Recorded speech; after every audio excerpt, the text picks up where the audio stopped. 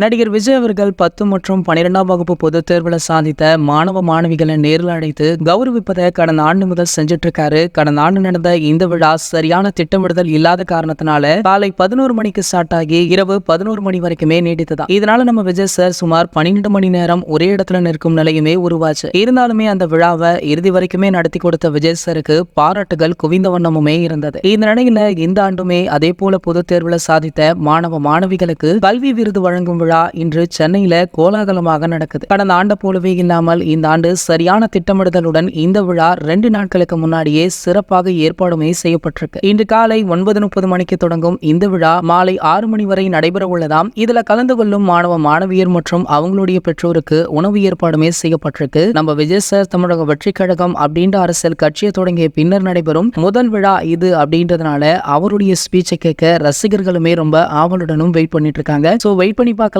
என்ன பேச போறாரு தளபதி விஜய் அவர்கள் அப்படின்னு. இது போன்ற தளபதியை பற்றி வெளியாகும் அனைத்து செய்திகளுமே நீங்கள் உடனே தெரிஞ்சுக்க நம்மளுடைய தளபதி 360 அப்படின்ற நம்ம சேனலை சப்ஸ்கிரைப் பண்ணிக்கோங்க. மேலும் பக்கத்தில் உள்ள பெல் ஐகானை கிளிக் பண்ணிட்டீங்கன்னா நீங்க நம்ம வீடியோவை மிஸ் பண்ணாம பார்க்கலாம்.